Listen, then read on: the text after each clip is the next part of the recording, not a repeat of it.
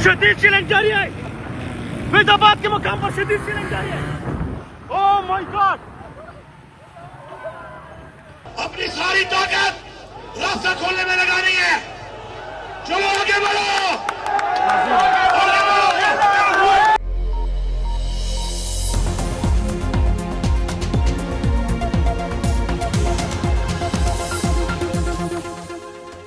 बिस्मिल्लाहिर्रहमानिर्रहीम, अस्सलाम वालेकुम। पाकिस्तान और दुनिया भर में देखने और सुनने वालों को अब्दुल कादिर का सलाम। ये आवाज़ शायद लिमिटेड लोगों तक जाए क्योंकि पाकिस्तान में इंटरनेट की सर्विसेज थोड़ी डाउन है, कहीं कहीं पे सुनी जा रही होंगी, लेकिन ओवरसीज़ पाकिस्तानी नज़र रखे हुए हैं पाकिस्तान की सारी इस सूरत हाल पर। इस वक्त जब मैं आपसे बात कर रहा हूँ तो शाम के 6 बज चुके हैं और कुछ देर पहले हेलीकॉप्टर की आवाज़ें जो है वो सुनाई दी। गालबन यूँ लगा कि जैसे फ़िज़ाई गश्त जो है वो जारी है और फिर साथ साथ मेरे पास लाइव अपडेट्स भी आ रही हैं और पता चला है कि मोहसिन नकवी जो हैं वो फ़िज़ाई जायज़ा ले रहे हैं इस पूरी सूरत हाल का। रावलपिंडी, इस्लामाबाद और जो मुल्हिका इलाके हैं, ख़ास तौर पर अटक और आसपास के क्या सिचुएशन है, स्ट्रेंथ कितनी है, कारकुनान कितने हैं, उस हिसाब से अपने इंतज़ाम जो है वो किए जाएँ।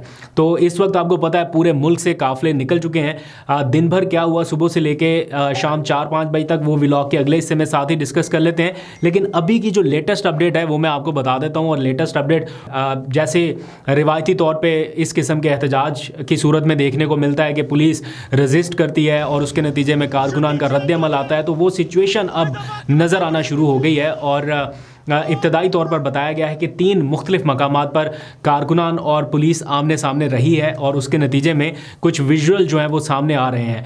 अटक गाजी इंटरचेंज का मुकाम है। अटक वही बॉर्डर लाइन समझ लें जो केपी से फिर पंजाब में एंट्री की एक लाइन है, तो आखिरी लाइन ऑफ डिफेंस कह सकते हैं गवर्नमेंट की, जहाँ से गवर्नमेंट को लगता है कि यहाँ पर हमने सबसे ज़्यादा इंतजाम करने हैं। तो वहाँ पर कुछ सिचुएशन ऐसी नज़र आई अटक गाजी इंटरचेंज पे कि कारकुनान और पुलिस आमने सामने रहे। फिर आईजेपी रोड के ऊपर जो कि इस्लामाबाद और रावलपिंडी के दरमियान का एक पूरा रोड है, उसके ऊपर कारकुनान की आंख मचोली जारी है। शेलिंग का सिलसिला भी हुआ, कारकुनान मुंतशिर भी हुए और फिर फैज़ाबाद के मुकाम पर भी कारकुनान जमा हुए और वहाँ पर भी शेलिंग की सिचुएशन जो है वो नज़र आई।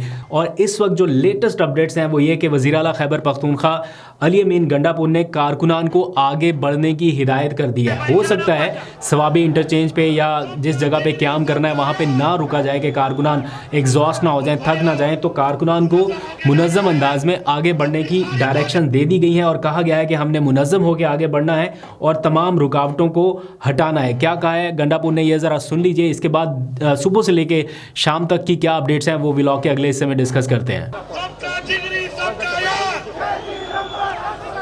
अब भाइयों मुनज़्ज़म होके जाना है, अपनी सारी ताकत रास्ता खोलने में लगानी है।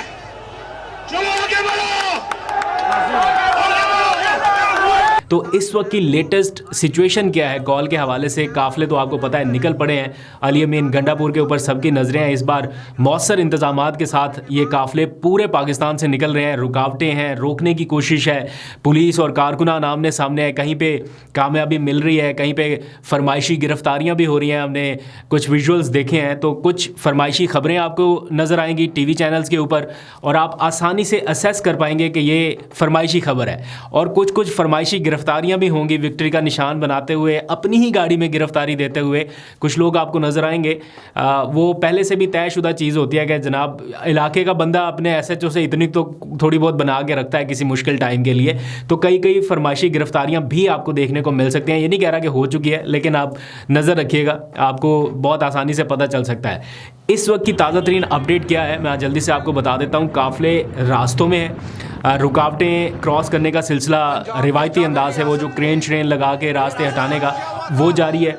जो रुकावट इब्तदाई तौर पे सामने आ रही है उसको हटाया जा रहा है। असल रुकावटें तो आगे चल के आनी है ना। तो जो मालूमात अभी तक मेरे तक पहुंची है मुस्तनद तरीन मालूमात के मुताबिक, ये अभी तो शाम के तकरीबन 5 बजने वाले हैं ना, तो ये सिलसिला कोई ये नहीं है कि आज ही कंक्लूड हो जाना है। ये अगले 48 घंटों तक जारी रह सकता है। जी हाँ, अगले 48 घंटे अहम है इस सारे मामले के हवाले से, क्योंकि इसमें वक्त भी लगेगा। और जिन लोगों से मेरी अभी बात हुई है उन्होंने बड़े इस अंदाज से चीज़ें बताई हैं कि शायद प्लानिंग बिल्कुल डिफरेंट है, बिल्कुल मुख्तलिफ है। जो कमियां कोताहियां पहले रह गई थी वो दोनों साइड से ही मतलब अगर इंतज़ामिया की जानिब से देखी जाए वो भी जो कमी कुताही उनसे रह गई थी उसको इस बार वो पूरा कर रहे हैं, और पीटीआई के लोग भी पूरी कोशिश कर रहे हैं। इस बार तो उन्होंने कम्युनिकेशन के इंतजामात भी कर रखे हैं, वायरलेस सिस्टम ये वो सारा कुछ वो लेके चल पड़े हैं। फिर हमने देखा कि बड़े बड़े पंखे जो हैं वो भी किसी कंटेनर के ऊपर रखे हुए हैं जो कि हवा का रुख मोड़ सकते हैं इन केस ऑफ शेलिंग।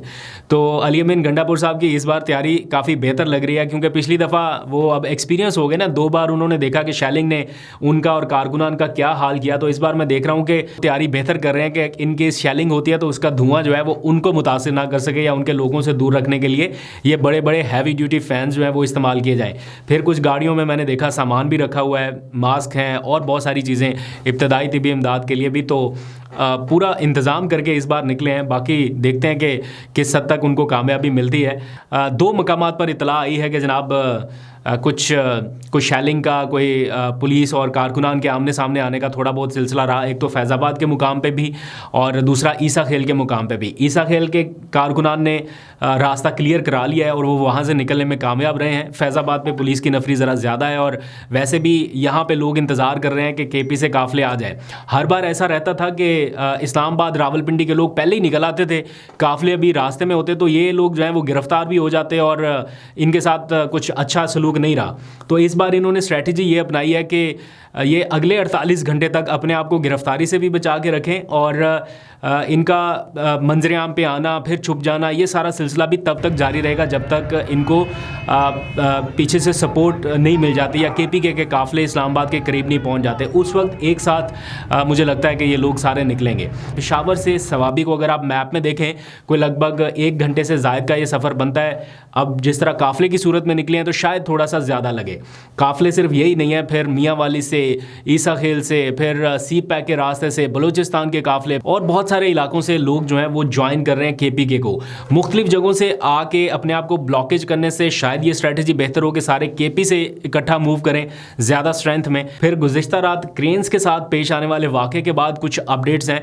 आपने देखा कल टायर को ब्रस्ट कर दिया गया, जितनी क्रेन्स थी उनके टायर्स जो हैं वो ब्रस्ट किए गए। पता नहीं किस चीज़ से किए, शायद कोई गोलियाँ मारी गई क्योंकि खोल वहाँ से बरामद हुए थे। फिर चाबियाँ निकाल ली गई, जहाँ पर मोबाइल या ऑयल डलता है उसमें मट्टी डाल दी गई ताकि ये मशीनरी चलने के काबिल ना रहे। तो रातों रात फिर कुछ इंतजामात मुतबादल किए गए और सुबह तक पता चला कि सवाबी इंटरचेंज कुछ मज़ीद जो मशीनरी है वो पहुंचा दी गई है। अब काफ़िला सवाबी इंटरचेंज पर जब रुकेगा उसके बाद असल स्ट्रेंथ का अंदाज़ा होगा कि कितने लोग इनके साथ पहुंच चुके हैं मुख्तलिफ जगहों से ना, और कितने लोग और पहुंच रहे हैं बैकअप के तौर पे। क्योंकि छोटे शहरों की जितनी भी पुलिस है वो बड़े शहरों में मूव कर दी गई है कि यहाँ से लोग ना निकल सके। लाहौर का अगर आपने हाल देखा, कल रात मैंने मैप में भी दिखाया, बहुत सारे लोग भी उसको दिखा रहे हैं। ऐसे हालात पैदा किए गए कि मजाल ही नहीं है कि कोई बंदा वहाँ से निकल सके। इतनी शदीद रुकावटें हैं। मतलब आप इमेजिन करें कि आप घर से बाहर निकलें और आपको कोई चौक, कोई चौराहा ऐसा ना मिले जो या तो बंद ना हो या आगे पुलिस की नफरी ना हो।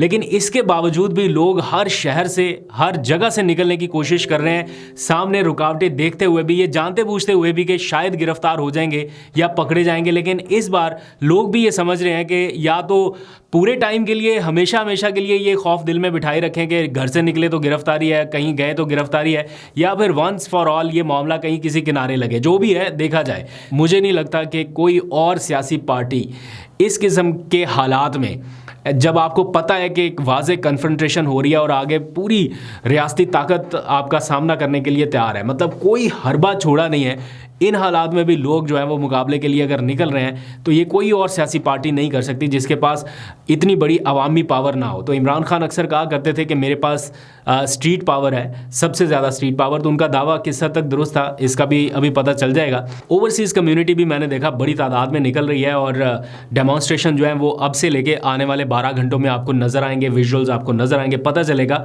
कि बैक वक्त इस्लामाबाद पाकिस्तान और बाहर ओवरसीज़ पाकिस्तानीज़ जो हैं वो सिंक्रनाइज्ड हो गए, किस तरह एक मैसिव प्रोटेस्ट जो है वो लॉन्च कर रहे हैं ताकि दुनिया इसको देख सके कि क्या हो रहा है। तो क्या गवर्नमेंट 48 घंटों तक इसी तरह से ये मामला चलाने वाली है, this is the big question, क्योंकि गवर्नमेंट के लिए एक एक घंटा जो है वो भारी है। मुजाहिरीन को तो शायद इतना फ़र्क नहीं पड़े कि जनाब आपने ये रोड्स बंद कर रखे हैं, क्योंकि उनको तो अब इन चीज़ों का सामना करना ही करना है। लेकिन गवर्नमेंट को ज़्यादा जल्दी होगी कि जितनी जल्दी हो सके वो ये मामलात को रिजॉल्व कराए, क्योंकि हर किसी की नज़रें हैं, सिर्फ इंटरनल नहीं एक्सटर्नल दुनिया की नज़रें भी पाकिस्तान पर हैं कि किस तरह से रिपोर्टिंग हो रही है इंटरनेशनल मीडिया में, क्या वो दिखा रहा है, क्या बता रहा है। ये गवर्नमेंट के ऊपर प्रेशर जो है वो बढ़ता जाएगा। ग्राउंड के ऊपर जो सिचुएशन है डी चौक के ऊपर, मैं भी देख रहा हूँ कि काफ़ी जितनी नफरिया जो दस्तयाब नफरिया, ऐसा लग रहा है कि वो सारी की सारी इसी काम पे लगाई गई है। डी चौक पे पहले हमने देखा वॉक हुई, वॉक के बाद आज हम देख रहे हैं कि जनाब वो मोटरसाइकिल स्क्वाड जो है वो ईगल स्क्वाड शायद उसको बोलते हैं, वो खड़ा किया गया है। एफसी के तैनाती है, रेंजर्स की तैनाती है। तो पूरी तरह से रियासत भी अपने इंतजामात करके बैठी हुई है, ताकि वो एक ही बात करते हैं, वो प्रोटेस्टर्स को तो प्रोटेस्टर्स मान ही नहीं ना, वो पीसफुल राइट तो मान ही नहीं रहे, वो तो कह ही नहीं रहे कि इनका पुरअमन हक है। वो कहते हैं कि ये शरपसंद है, ये शरपसंदी करेंगे, इनसे निपटना है, इनको वो क्या कहते हैं जफ्फा डालना है और इनको पकड़ के प्रिजन वैन में डालना है, इस तरह से जो बताया जा रहा है। लेकिन अल्लाह करे कि इन 48 घंटों में कुछ ऐसी खबर सुनने को मिले, कुछ ऐसा अच्छा इनिशिएटिव जो है अपनी अपनी अनाओं को साइड पे रखते हुए कोई ले कि देखें ये बड़ों की कितने बड़े हैं जिनकी आपस का कोई मामला चल रहा है, इसमें नुकसान किसका हो रहा है? आम आवाम का हो रहा है। वो जिसका बच्चा झोली में है और वो नहीं जा पा रहा इलाज कराने के लिए, एयरपोर्ट वो क्या मोटरवेज बंद है, उस बेचारे का क्या कसूर है? ना उसका कोई इमरान खान से बराह रास्त ऐसा कोई मसला है, ना उसका किसी और के साथ है, तो वो बेचारा क्यों पिस रहा है? तो वो जो कहते हैं ना हाथियों की लड़ाई में घास कुचला जा रहा है, तो वो हम घास फूस की तरह कुचले जा रहे हैं। ये इस वक्त माहौल है। तो खैर लोग इस वक्त बाहर निकल रहे हैं, सिर्फ पाकिस्तान में ही नहीं, ओवरसीज़ कम्युनिटी भी बड़ी तादाद में निकल रही है। तो पहले तो ये खबरें चलाई गई कि जनाब पता नहीं अली अमीन लीड करने वाले हैं या बुशरा बीबी लीड करने वाली हैं, इनके दरमियान कोई तनाज़ा हो गया है। लेकिन फिर बाद में हमने देखा कि दोनों इकट्ठे निकल पड़े और बुशरा बीबी की जानिब से जो हमें पीटीआई तर्जुमान की जानिब से एक स्टेटमेंट में बताया गया है वो ये कि अगर हम ये एक्सपेक्ट कर रहे हैं कि कौम के लोग निकलें तो फिर हम खुद क्यों नहीं निकलते। कल रात तक ये खबरें चल रही थी कि उन्हें डॉक्टर ने आराम का कहा है, वो गैर सियासी शख्सियत है, नहीं आएंगी, लेकिन आज वो इस एहतजाज में शामिल है। तो देखते हैं आगे जो भी होगा आपको अपडेट करूँगा। अभी तक के लिए इतना है, अपना बहुत सा ख्याल रखिए। अल्लाह हाफिज़।